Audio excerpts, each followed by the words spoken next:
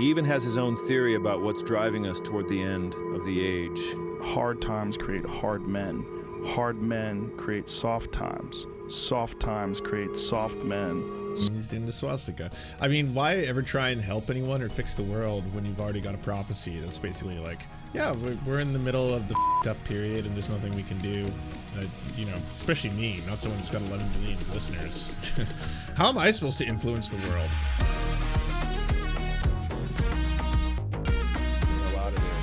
So I've been out at my cabin just trying to think about something else for a change.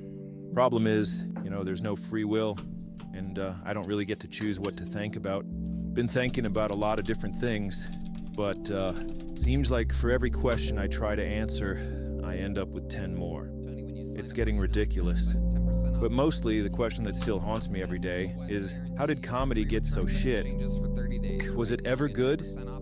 Why the hell do I even know who this guy is? And why for a moment, before my brain kicks in, does it seem normal that he's hanging out inside that sacred space at the center of the comedy universe? The comedy mothership green room. And how hard we laugh in that green room. And It's the most fun. Drega, thank you very much for the dono. Ethan, I started the fight. Oh yeah, I love you know, restrictions. that you just can't go in there. You know, you got to earn that spot in the treehouse, you know. And so anytime you open the door, you'll see, you know, some of the best comics alive. You know, that's our little space, man, and it is the greatest thing on earth. It's just impossible to make sense of anything going on here. And I can't help but feel like I must be living on another planet. I needed guidance. You know that our cerebral comedy guru, David Lucas, once told us that after his shows, we'd be thinking a lot. My jokes are very cerebral. So if you come to my show, I might say a lot of crazy shit, but on your drive home, you're going to be thinking a lot. And his wisdom is kind of what sparked this whole investigation into the comedy world, but I knew I needed to start thinking even more. So I wanted to go out and see David's act, and hopefully start to try and put all these disordered puzzle pieces together, to understand what's really going on at the heart of it all. Now, there's a lot of great stages out there, but for me, my favorite venue in the entire world, hands down, is a legendary Massey Hall in Toronto. Its stage has been graced by the presence of the most iconic, influential, and beloved artists of multiple generations. Gordon Lightfoot, Oscar Peterson, Charlie Parker, Joni Mitchell, Neil Young, Patsy Cline, Bob Dylan, Ella Fitzgerald, Aretha Franklin, Rush. Now, I don't know who any of these people are, but my dad says they're very important. I even saw my first ever stand-up comedy show there, Jerry Seinfeld, when I was just a wee lad.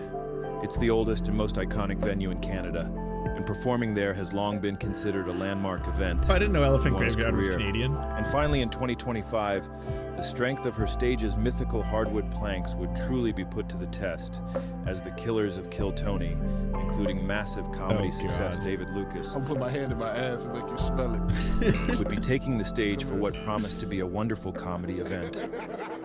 So I watched the show. When it was over, you know what? He was right. I was thinking a lot. I was thinking about how bizarre it was that these low-level, no offense, but subhuman cretins were able to perform at such a hallowed theater, wondering perhaps if I was the fool for giving the venue such reverence all these years. I pictured the ghosts of all my heroes standing on stage behind David, shaking their heads, not at David, but at themselves for being such fools, for thinking that making it to that iconic stage had meant something to them, that it meant something about their career, their art, and about the legacy they've left behind after they died. Poor Gord. I hated to see that. Seeing David's show only made me feel more confused about what the hell is going on with all this comedy stuff. And on that drive home, I really was thinking, why does everything that ever seemed good, like when I was a kid, now seems to be rapidly deteriorating into utter shit? And when I looked around at the other people in attendance at that show, evidently enjoying themselves, why did it feel like I was in another dimension? I tried putting a comedy podcast on, but all of them were just interviews with, like, the CIA or the FBI or some other guy that works for the president. Like, what the hell was actually going on here? I couldn't relax until I figured it out. In my quest for clarity, I even, and I'm ashamed to admit this, but I even went on the sacred pilgrimage to Comedy Mecca and visited the comedy spaceship down in Austin, Texas. I paid about $800 for a ticket. My ticket said something about a mandatory drink, but I'd lost the stub and couldn't remember how many I was dictated to have. The vibe in there was so tense, I thought I might get literally shot in the head if I did anything wrong, so I drank about 8 Negronis just to be safe. I went to find the washroom, and when I got there, to my dismay, I discovered that Joe, the comedy czar, had actually removed his own special from the Comedy Wall of Fame that he put up there. Maybe he just got embarrassed after we pointed it out, but I think it's the first sign that he knows his scheme is at risk of being exposed and he's begun to hide his tracks. But anyway, I watched the show. It was, fine, I guess, but, it really couldn't compare to the pleasure I experienced releasing those 8 Negronis into the toilet pipe. The armed guards at the door stole my phone and placed it in a locked bag, so I wasn't allowed to take any more photos, so I sat there drawing a picture of what I was witnessing on the free napkin that came with my Negronis. Now we've been getting a lot of feedback saying that we are very negative, so here's something positive about the experience. The show is only a couple hours long, which for $800 is insane, but Wait, it was actually it's so $800? boring I thought that was a it feels bit. like it's about 5 or 6 hours, so that improves the value at least. As you walk into the room, you're reminded of 2 of the most horrific acts of brutality ever committed. Which is good because when you're thinking about what happens when an atomic bomb blows up over your head, it makes the terrible show you're witnessing seem like an okay alternative. No idea who the comics were. Who cares? They were shit. And of course they were, we already knew that. What we want to find out is why or how. But the vibe was very bad in there, very negative, and so I got the hell out of there and began walking down 6th Street, where a horde of scary, methed out ghouls began to oogle me, which, compared to the vibe in the comedy space. I just looked it up because I wanted to see. So the standard tickets are $60 US, but it's sold out a lot of nights. So he probably had to buy, I'm assuming, scalp tickets. But the Monday night show was $60. So I'm assuming, because you can't find tickets for the Friday night shows, they're all sold out. They probably go up for far more, I'm assuming. But yeah, $800. I mean, I don't think I'd pay $800 to see, like, you know, the Beatles resurrected. Ship was honestly much more welcoming, and that's when I saw flights, it. yeah, maybe. In the alleyway behind the mothership, a flock of comedy pilgrims had gathered, lining up. They told me they had traveled from all over the country for their chance to win 1 minute of stage time there. Wow. Their opportunity to climb the ladder to a higher tier class of human. A real comedian. I couldn't believe how many of them there were. They were all over the place, living in their cars, in tents. So many comedy pilgrims, everywhere, just taking over the entire area. And I started thinking about how the hell all these people ended up here. I started thinking about human migration. Like, how did you end up where you are?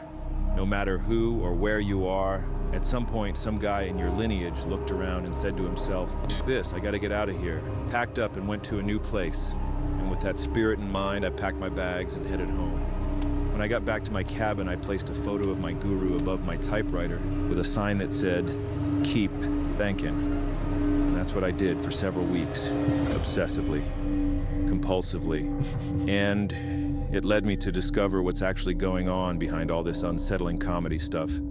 And that we were right to find it so unsettling, and evil, and vile, and that what we're witnessing with this Austin comedy thing is actually part of a massive operation designed to destroy the entire world. And I know that sounds kind of out there, but as you'll see, that's actually part of their design. I thank my comedy guru David for helping me get my thinking back on track. Tasme Shri Guru Namaha. To answer the question of how comedy got so shit, we need to go back about 375 million years. Fair enough. To the first of those migrations we mentioned earlier.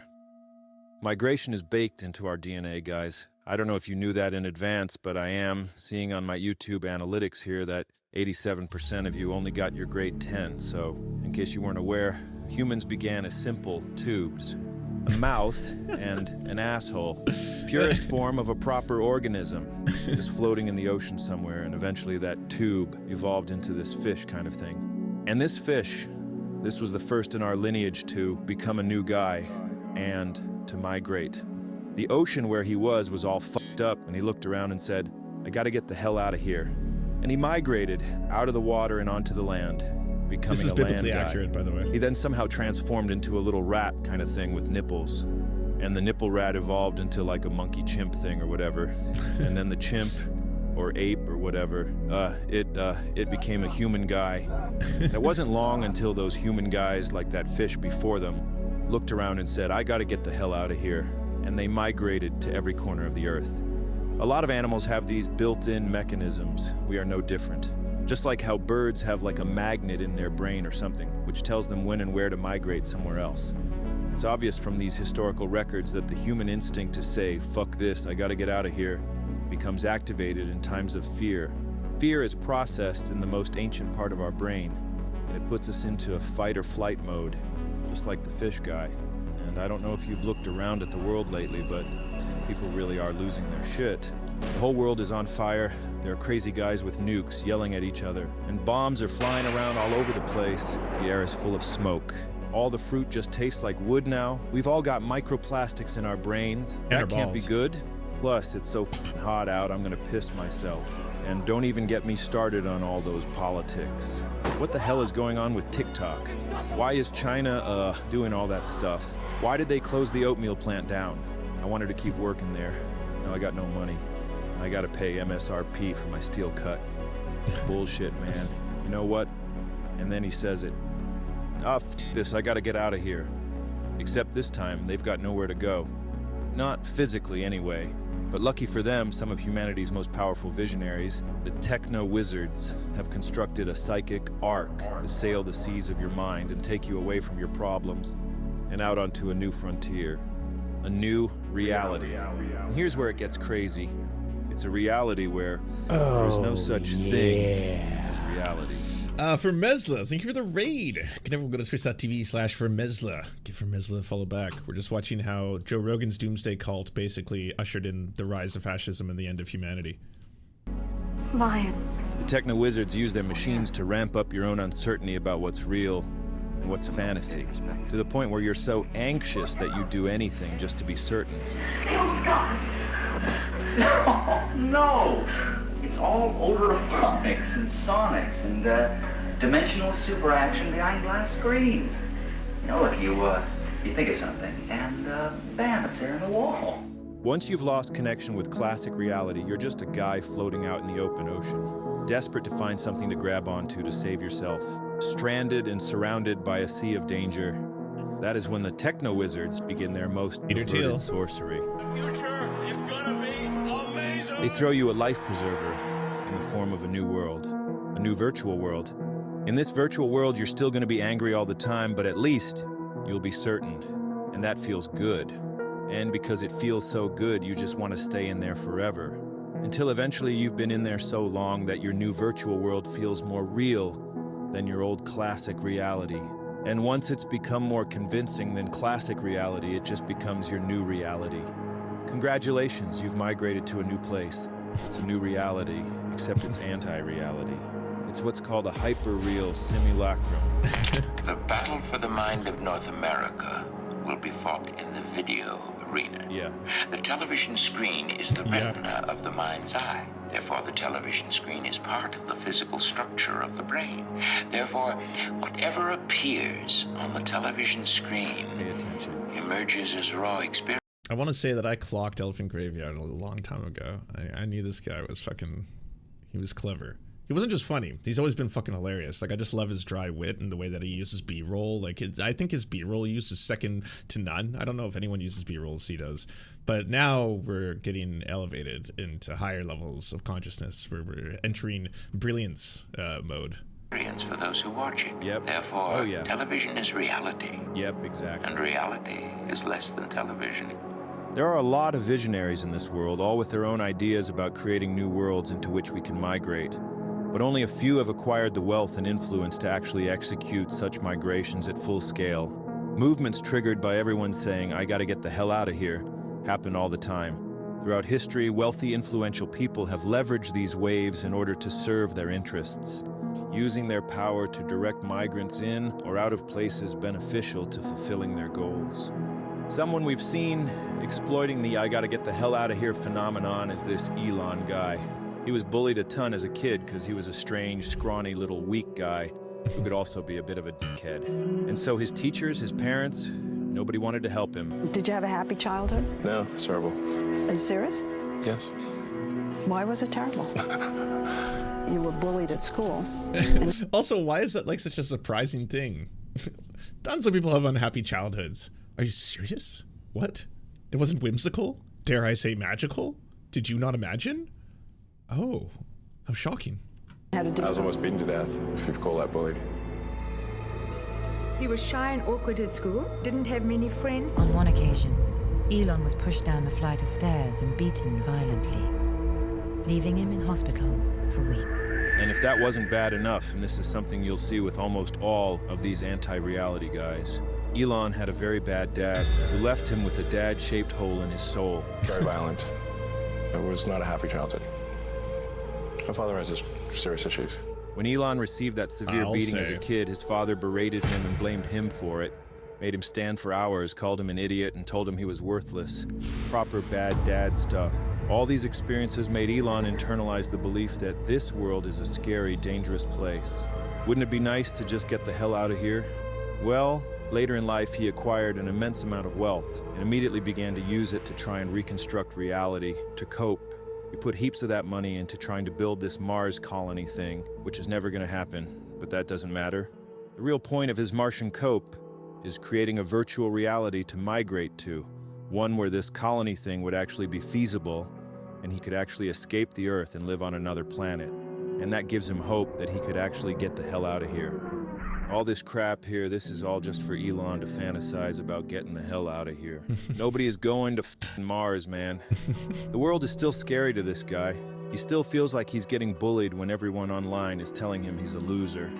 That's why he bought Twitter. Everyone on there was being mean, so he just bought the thing so he could control it. Pretended the millions of guys calling him a loser were just bots and trolls, so he could just kick them out and reshape the site into his own ideal version of reality, and then pretend that this simulated version of reality is reality. He wants to be a guy who's great at video games, but he's a total noob. He's the kid that would turn the Nintendo controller like a steering wheel while playing Mario Kart, while his mouth hangs open. Where I come from, we call that Thomasing, but Elon just wants to win something, and he can't play sports because, I mean, look at him. He never had the makings of a varsity athlete. So again, he uses his wealth to just pay guys who are actually good at video games to play the games for him. And then he pretends it's him playing the games. And then he got caught. There are 4 things there. And all the actual gamers all started watching him play and laughing at him. 4 things. He clearly has no idea, bro. And started playing the games himself on stream, but just got harassed the entire time and then pretended his connection dropped so he could get the hell out of there.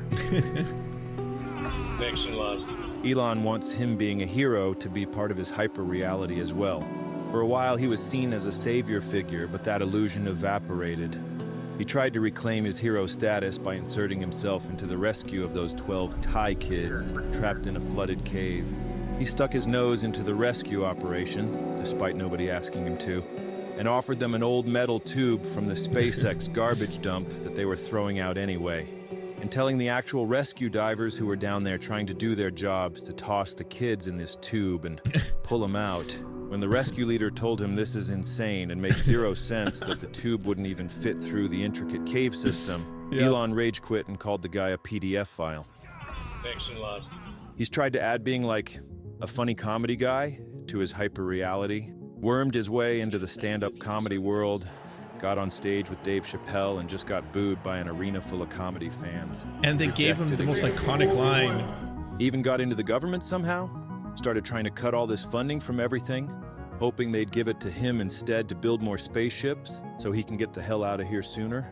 But the president also started bullying Elon and ended up taking away his lunch money.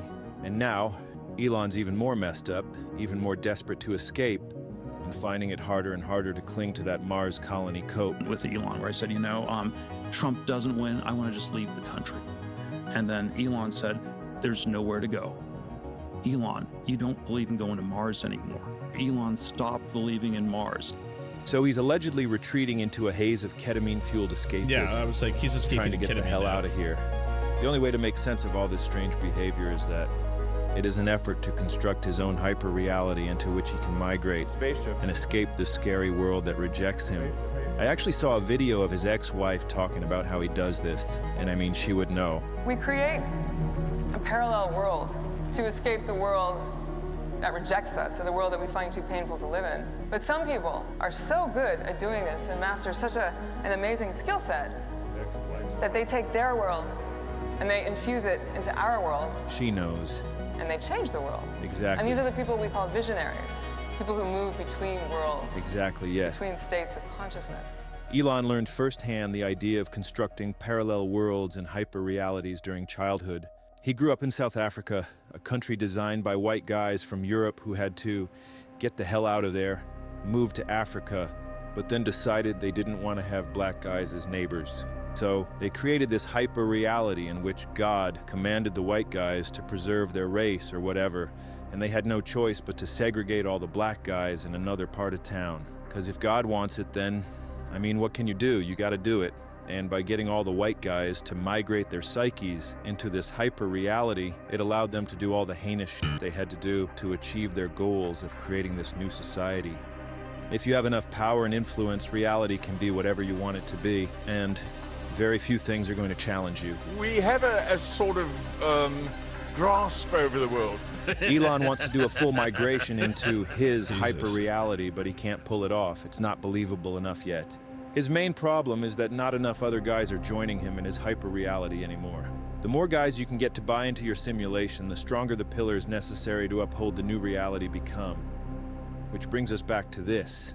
This, right here, is irrefutable proof that the comedy spaceship and the entire Austin comedy toilet is a hyper-real simulacrum of an actual comedy scene. The whole scene is ruled by its God King, the comedy czar, Joe Rogan. We already discussed how Joe became the comedy czar in our last video, so go watch that if you don't understand what we're talking about here. The comedy czar rules over his dominion with complete domination, and as you'll see, the entire scene is designed to strengthen and maintain Joe's personal, hyper-real simulacrum. Joe has been sliding into hyper-reality for several years, and is now completely immersed in the simulation. A reality in which he is a very smart, special boy. My personality that is just immune to bullshit. He has a unique ability to see what's really going on in the world, and he's helping society by scouting for the otherwise unseen danger up ahead. I'm like so a good scout, already. Right? Like if you sent me down the trail, and I'm like, hey, there's a cliff. We're running towards a cliff. Stop, everybody stop. There's a cliff! There's a cliff! He believes the universe chose him as a sort of prophet, destined to help guide humanity through this age of chaos. But just like Jesus Christ, the people misunderstood and rejected him. Like the universe has put me in this place where I can at least have access to more opinions than most people. And they're like, you're an anti-vaxxer! You don't believe in science! Hashtag Joe Rogan! I'm taking in opinions from all directions, 360 degrees. Nice, all right, let's see what Joe scouted up ahead on the trail for us today. I love Canada. Shut up. I love the people. I just think they're going down a dark road with this government. Uh-oh. They allow polygamy now in Ontario. Yeah, they just passed a law they allow polygamy because there's so many Muslims there. His hyper-reality no longer has any real connection to classic reality. So when did Joe begin this psychic migration? Well, a few years ago he decided LA was the reason his life sucked.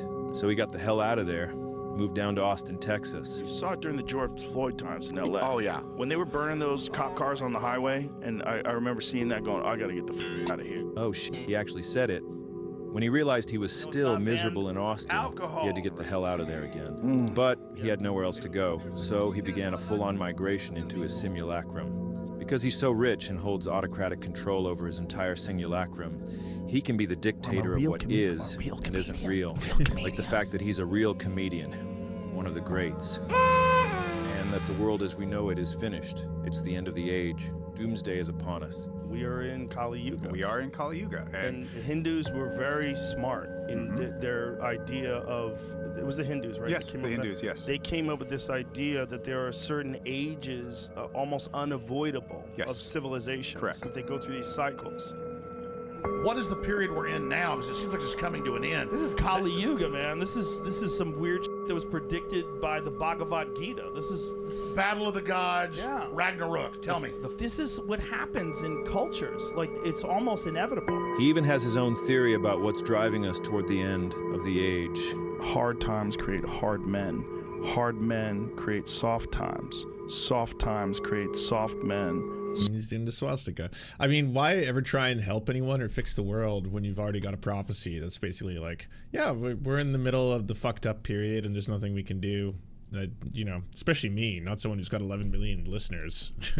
How am I supposed to influence the world? By the way, I know I'm, you know, not supposed to influence the world. If you're healthy, there's no reason to get vaccinated. That's all I gotta say. I mean, if you're listening to me right now, 11 million of you, if you are a healthy person, why get vaccinated?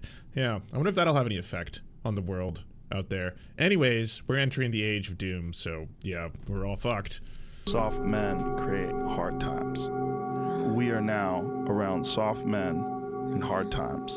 In his reality, he's a hard man in a world run by soft men who have allowed the destruction to happen. He's been yelling about that cliff we're all supposedly headed towards, but he feels like nobody's listening. So now he feels like the destruction must happen in order to restore the world back to its proper state.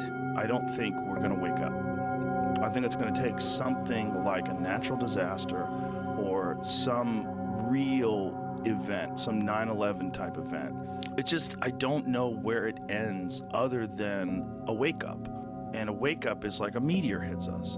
As you can observe with your own eyes, this soft, doughy collection of spheres stacked on top of each other thinks he's actually a hard man. But obviously, he's the soft man, making everything worse. He's one of the softest men of all time. Never worked a day in his life.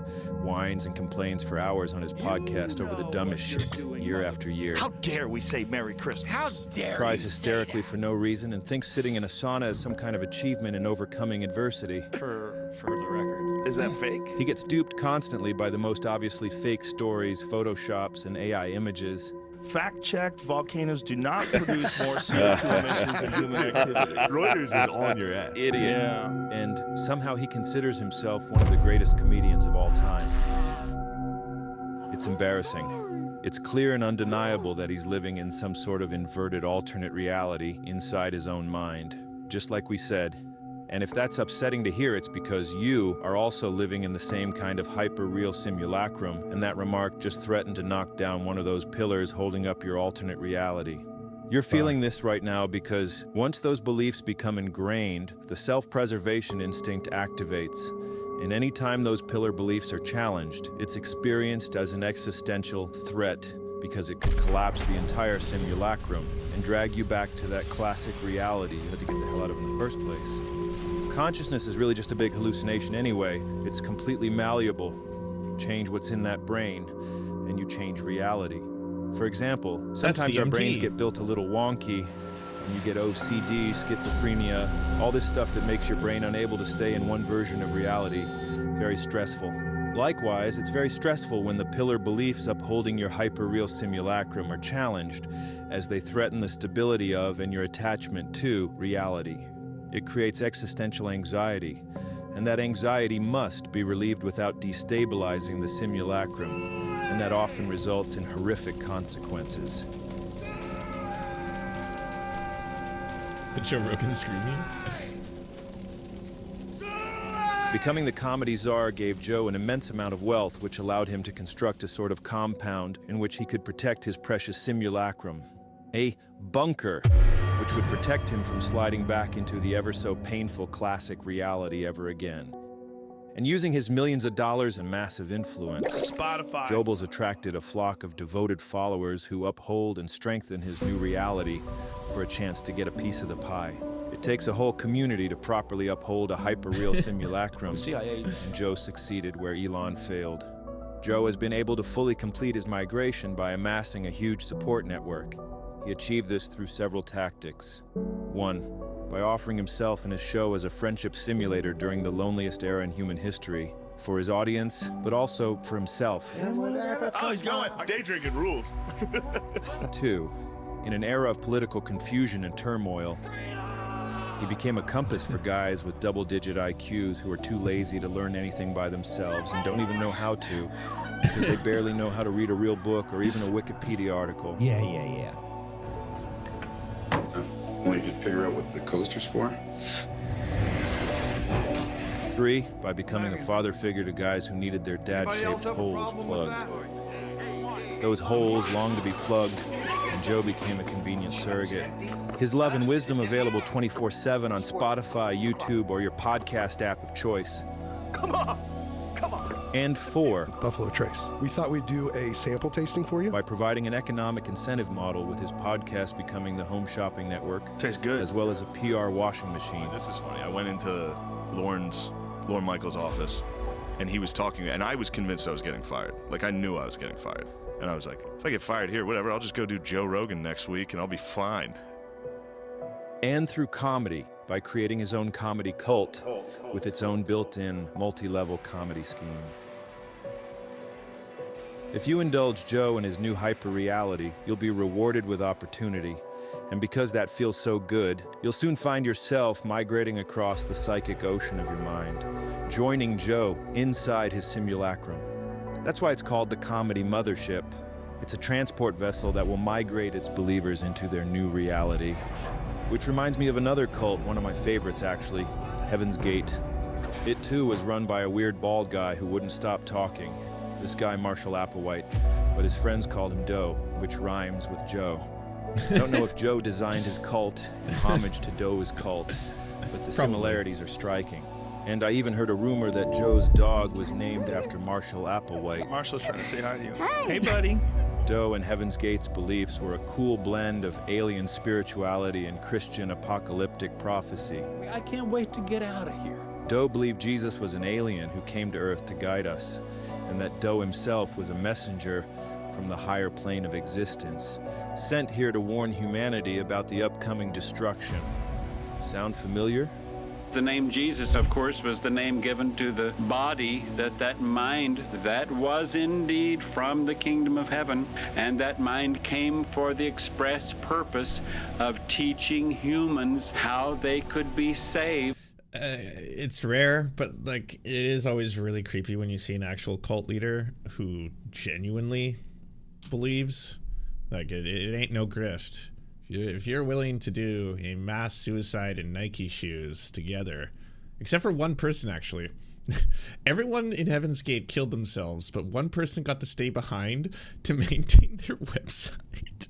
So he has to stay on Earth while they all went up to this mothership, supposedly, and then he just has to stay back maintaining their website that looks like it's like early 90s era. It's pretty wild, but yeah, that was them. How they would not be plowed under at the end of the age. Well, we're at the end of the age. Like the universe has put me in this place where I'm like a scout, right? Like if you've sent me down the trail, and I'm like, hey, there's a cliff. Now, they didn't have podcasts back then, but Doe's lengthy, rambling seminar videos would fit in perfectly to our current podcasting landscape. When things are going bad, Many times the worst things in the human kingdom that can happen to us end up being the best things that can happen to us. there's going to be some good that's going to come from it. Because we learn in-depth lessons because of those difficult times. Unexpected problems, good. You learn. They could actually say, thank you for the lesson. Through his podcast, I mean his videos, Doe lectured that the end of this age is upon us, that the earth was about to be transformed, recycled, but they could escape this doom by boarding a spaceship flying behind the comet Hale-Bopp as it passed by Earth. We are one or two events away from living in the Stone Age again. And I think it could happen in our lifetime, and it could happen to you and I. People who would consider themselves intelligent beings that say, well, that's absurd. What's all this doomsday stuff? What's all this prophetic stuff? We're in this very strange sort of existential crisis as a civilization that's not being recognized. And in the meantime, we're distracting ourselves. You know, intelligent human beings should realize that everything has their cycle. It's almost verbatim. Their beginning, they have their end, they have cycles. Hold on. didn't we? Isn't that the exact same? There are certain ages, almost unavoidable, Yes. of civilizations. Correct. That they go through these cycles. They have cycles. Cycles. Whoa. Cycles. That they go They through have these cycles. Whoa. They're the exact same fucking guy. Every civilization, when they're at the brink of collapse, becomes obsessed with gender. The whole thing is falling apart. The My brain. foundation of our civilization Cycles. is falling apart. Doe It's the offered same his followers strain a way of to save man. themselves from what he called the recycling of planet Earth, which was about to begin. He and the cultists needed to die so that the spaceship flying behind the comet could pick up their souls as they left their bodies, carrying them away to the next level of existence, to a new reality. The cultists all submitted to Doe's authority, believing that he was the gatekeeper through which they could ascend to that next level. The ultimate test came when that comet finally arrived, and they all did a full sui in order to join Doe on board that spaceship. Never And heard if of you it know explained anything that at way, all about but the yep, Austin that is comedy what happened. cult, this all sounds eerily familiar, doesn't it? That's because Doe and Joe are the exact same strain of guy. Think about it. Just like Doe, Joe also offers his followers a way to transcend their lives and enter a new reality by boarding the comedy mothership. The comedy cult's followers also must commit a sui to transcend into that new reality. Not a literal full sui, but the kind of sui that existentialist Albert Camus called a philosophical sui. When we're faced with the absurdity of life, the fact that the universe is pure chaos despite our deep desire for order and meaning, we have two options. You can embrace the absurdity, surf the waves of chaos, without copes, or we destroy ourselves, either literally or much more commonly through a philosophical sui. You don't sui your body, but you do sui a part of your inner self. You kill the part of your mind that's inquiring, the part that's honest, the part that embraces life's absurdity without copes. And you fill the hole left behind with things that offer false certainty in place of honest doubt. Religious faith, political partisanship, materialism, hollow spirituality, scientism, hustle cut culture, digital escapism, reactionary nostalgia, being a fat, drunk idiot all the time, philosophical overthinking. Cultism and guru worship, or complete submission to authority, sometimes all of the above. Greetings to you, my friends. It's me, D. Trussell. Take this guy, Duncan Trussell, for example. One of Who? Joe's longtime friends and a former advocate of radical honesty, truth-seeking, and psychedelic wisdom. Not long ago, he was the lone voice of reason in Joe's inner circle, and the only guy to openly predict how Joe would be corrupted by is that powerful guy? forces looking to exploit him for access to his far-reaching media platform. People have decided you're one of the magnifying glasses focusing this beam of attention into the world. You have to watch out because people are gonna like try to exploit you. That's the main thing, is like people recognizing what you are, who have political agendas, will infiltrate your shit and then start blowing out their radioactivity into the world. And you have to wrestle with your identity. I worry about you, man. He was well aware of these billionaire techno-wizard freaks out there, manipulating new media before it became too obvious to deny. He warned Joe about them being a danger over and over again. We established they're these billionaires, and they live in these compounds. And certainly people like Michael Hastings and other people, they get killed all the time. There's super powerful people who will use technology to kill people to have their own way. So that means that there is some group or series of groups of people that are doing like highly nefarious actions from places of power. We know that there is like truly a war to control the paradigm. He was by all accounts an honest guy, and probably the only guy on that stupid podcast who would rather say what's true than just whatever the burgeoning comedy emperor wanted to hear. But those sorts of qualities are no longer welcome in the comedy czar's simulacrum. They're far too threatening. So once Joe migrated into his new reality, Duncan faced the hard choice of either embracing the absurd and maintaining his principles of honesty and truth, or committing a philosophical sui and joining Joe in his new reality in order to maintain connection to the comedy czar's sphere of influence. Oh, Tipahan. Whatever's happening, you just have to make it a good thing. Anything that's happening to you can be Wait, so he became a Muppet? What phase is this? converted into something either that's going to make you scared, self-destructive, rationalize your anger, rationalize your shitty decisions, or it can be used as a thing that completely converts you. Like at any given moment, you can shed your operating system. You could drop all of the hangups, all the weird shit at any moment connected to the great truth, the divine. That was him 5 years ago. He's since followed through on this new guy conversion, so let's see how connected he is to that great truth. Ooh, that divine.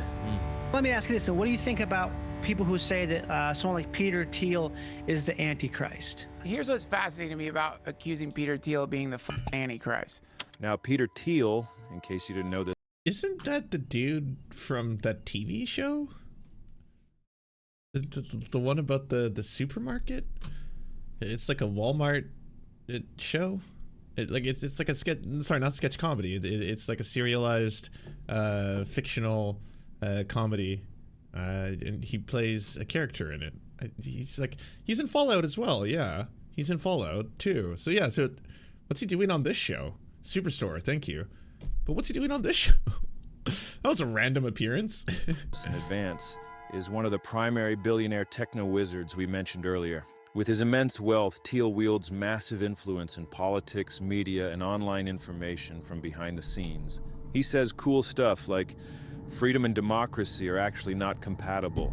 Pete's company, Palantir, is deeply embedded with the CIA, ICE, FBI, NSA, police, and the military-industrial complex, and promises to be the most powerful mass surveillance platform to ever exist.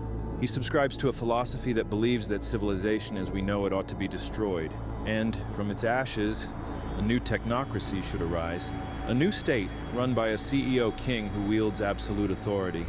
Pete is part of this new military tech industrial complex, operating with little oversight while creating autonomous weapons and surveillance systems, and whose algorithms remain a complete mystery.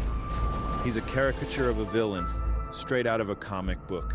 But Pete is real, and the exact kind of nefarious, influential guy that Duncan used to warn everybody about just a few years ago. All right, back to Duncan. What's he saying about Pete? Here's what's fascinating to me about accusing Peter Thiel of being the Antichrist. Stuff. He's very much talking awesome.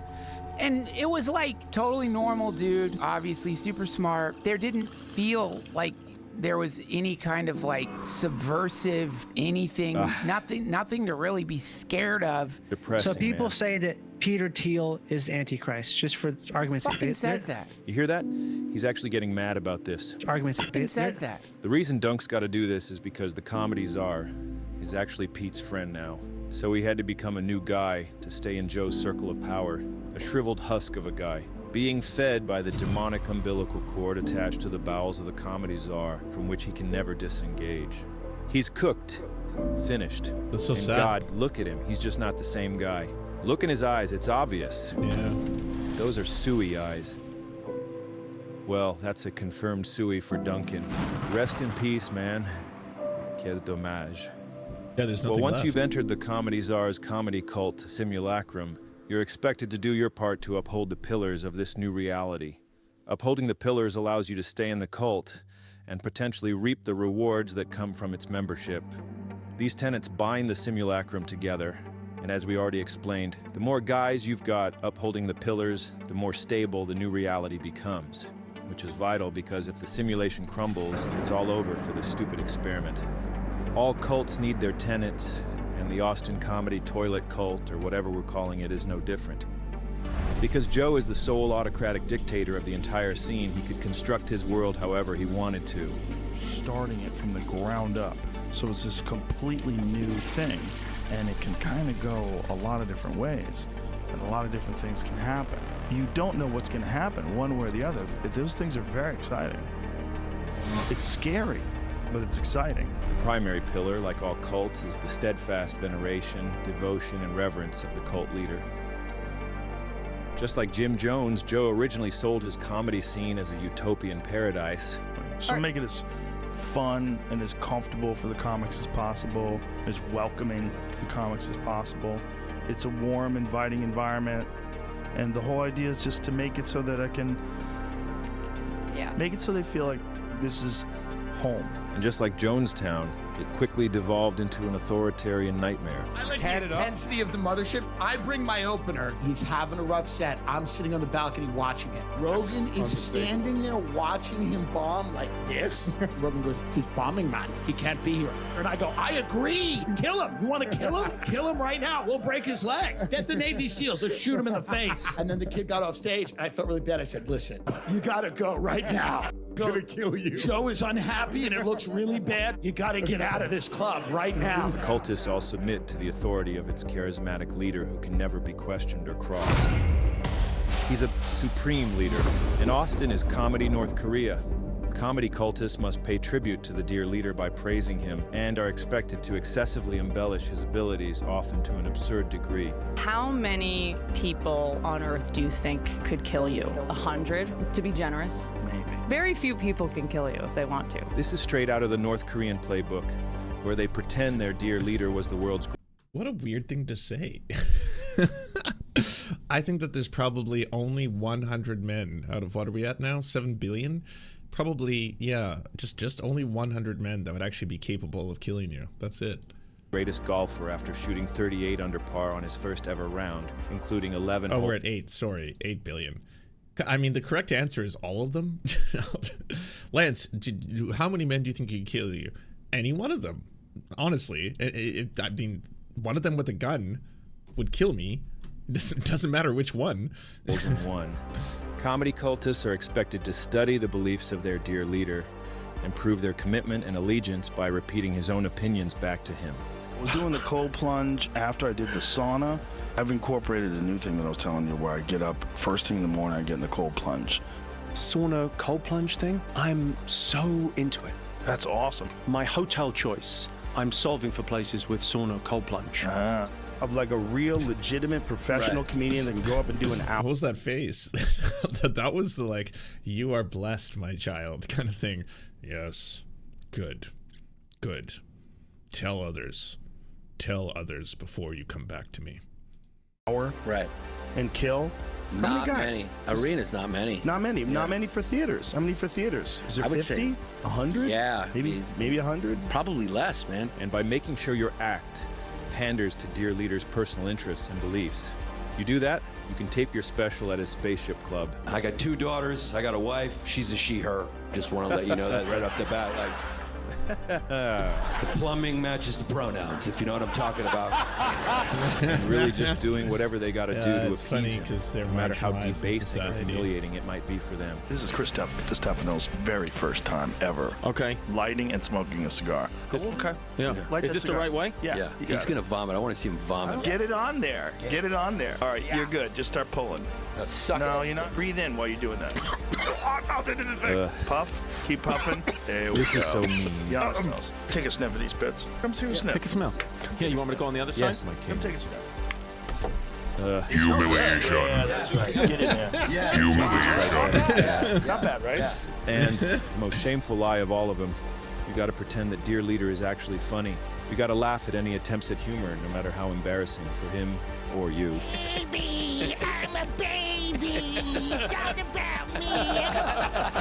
That's what it is. Wow, man, this is like Steven Crowder's dream manifest. And he doesn't even need a button. He doesn't need to push a button and be like, now I'm funny, laugh at me. It's just basically everyone's just on edge. Whatever he wants, man. Just do what he wants, yeah. If he asks you to smell his fucking groin, smell his groin. Are you serious? Yeah, no. Yeah, do it. He'll call you a bitch if you don't do it. You gotta smell his groin, man. Yeah. But what if he calls me gay afterwards? He will. He'll call you the F slur right after you do it. But you gotta do it. Yeah. If you don't do it, he'll beat you. What are you, some kind of communist? Hurry! Why? Like, I'm a legit world-class comic. Like, I'm real. Yeah. Everybody knows you're a comic. The lie functions as a loyalty test. Congratulations on your magnificent success. Thank you very much. And you're a comedian too, huh? Yeah. No shit. You were murdering so hard when you're climbing on a stool. I was like, holy f***. Because we all thought you're just like a famous guy who just does stand-up on the side. Uh-oh. And we were like, nah, this guy's a murderer. There it is. This lie is just so egregious, I had to call this brain science guy called Sam to get some perspective. Hey man, yeah, can you just explain how people could be this dishonest the harder the lies are to believe, I mean, really, the impossible lie functions like a loyalty test, right? Yeah, that's what I was saying. Still. Code for being in the cult is designed That's to get right. people to believe nothing. So they just realize, okay, who knows? Yeah, well, lucky man. I'm just going to be obedient to keep my head down. I'm just going to Yeah. put a, I mean, he's a you know, brain sign guy. in the He window, knows. claiming to believe the big lie, so that no one drags me out of my shop and beats me to death on the sidewalk, right? I mean, like Yeah, that makes sense. All right, thanks, It man. was Hannah Arendt's point. All right, the yep, origins good. of Gotta go. totalitarianism. Bye. When loyalty is everything, if you're a ruler who demands total and complete loyalty, you're going to create a circle of liars around yourself. Ousted comedian Chris D'Elia tried to defend Joe's last special, but he really struggled to navigate that maze, trying to find that perfect take that's going to convincingly praise that comedy You're atrocity. getting praise from a Rogan pedophile. special came out, and I'm happy about it. Oh, It's sorry, so 1 crazy second. how, like, My bad. obviously obviously, I honestly haven't seen the reviews. I saw somebody saying it, and they were like, this is a hacky, this is a hack. And it was straight up just not hacky. The one thing that they have is it's hack. Like super woke people even know what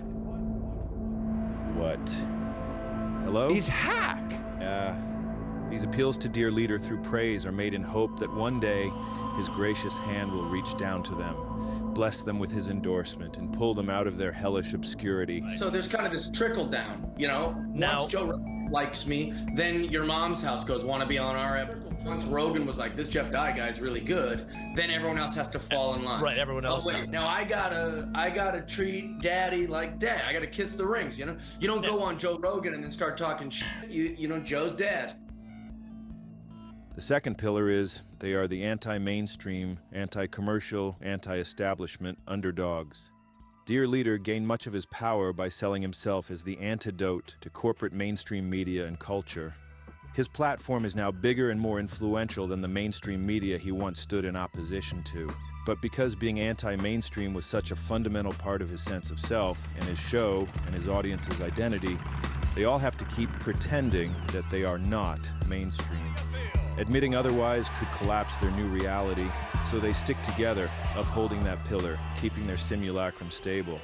Rejection of whatever is whatever people think the comedy industry is, because people think the comedy industry is like some group of people with power that control all and give people specials that don't deserve it. There's all this like weird thoughts about the comedy business, but when the comedy business is only comedians, there's no business element behind it. There's no networks. There's no producers. There's no person, no executive. There's none of that. So it's just wild.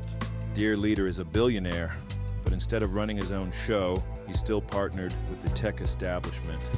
He and all the cultists are connected to the biggest corporations on Earth, but still they maintain a facade of being independent DIY artists.